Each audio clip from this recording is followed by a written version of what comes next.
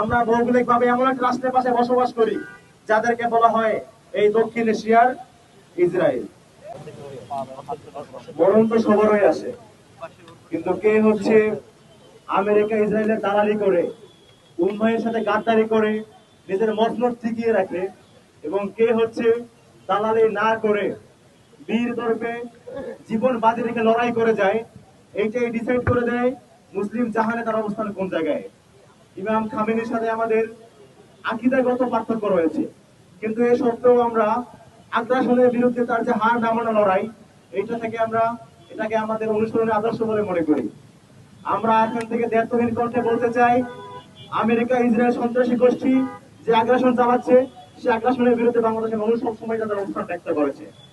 আমরা এখান থেকে তাদের আগ্রাসনের প্রতিবাদ জানাই, এবং আরেকটা প্রতিবাদ জানাই, সেটা হচ্ছে আমাদের বাংলাদেশের যে পররাষ্ট্র মন্ত্রণালয়, তারা আজকে একটা বিবৃতি দিয়েছে। আপনারা দেখেছেন সেই বিবৃতিতে যে সন্ত্রাসী গোষ্ঠী আমেরিকা ইসরায়েল, তাদের নাম উল্লেখ নাই, ইমাম খামেনির নাম উল্লেখ নাই। তারা হচ্ছে কোন রকমে একটা দায় সারা সুশীল বিবৃতি দিয়ে তাদের কাজ শেষ করেছে।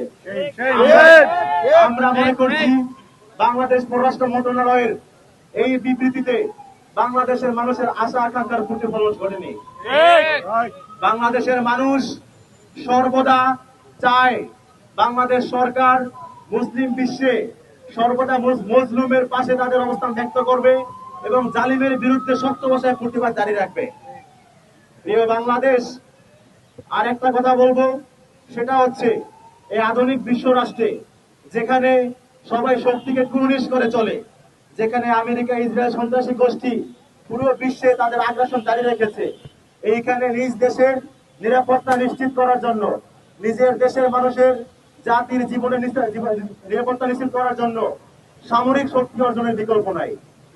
আমাদেরকে অবশ্যই সামরিক শক্তি অর্জনে লক্ষ্য দেওয়া উচিত, কারণ আমাদের যে ভৌগোলিক অবস্থান, আমরা ভৌগোলিক ভাবে এমন এক রাষ্ট্রের পাশে বসবাস করি যাদেরকে বলা হয় এই দক্ষিণ এশিয়ার ইসরায়েল। আমরা মনে করি বাংলাদেশ সরকারের উচিত আমাদের সামরিক শক্তি বৃদ্ধি করা। এই কথাটাকেই আমরা আমাদের শহীদ ওসমান হাদির ভাষায় বলতে চাই, ঘাস খাইয়ে হইলেও অস্ত্র বানাও বাংলাদেশ, ঘাস খাইয়ে হইলেও অস্ত্র বানাও বাংলাদেশ। এই বিশ্ব ব্যবস্থায় আমরা মাথা উঁচু করে বাঁচতে চাই, আমরা কারো দয়া অনুকম্পা নিয়ে বাঁচতে চাই না। আমাদের যে মূল্যবোধ, আমাদের যে আশা আকাঙ্ক্ষা, মুসলিম জাহানের প্রতি, মুসলিম উম্মাহের প্রতি আমাদের যে কমিটমেন্ট, সেইটা আমরা মাথা উঁচু করেই দিব। এইটা যেন কোন রকমে কারো চাপের মুখে পড়তে না হয়, আমাদের দেশের মানুষের জীবন যেন অনিশ্চয়তার মুখে না পড়ে, সেই জন্য বাংলাদেশ সরকারকে অনুরোধ করব, আপনারা অবশ্যই বাংলাদেশের সামরিক সক্ষমতা অর্জনের দিকে অবশ্যই নজর দিন। ধন্যবাদ সবাইকে।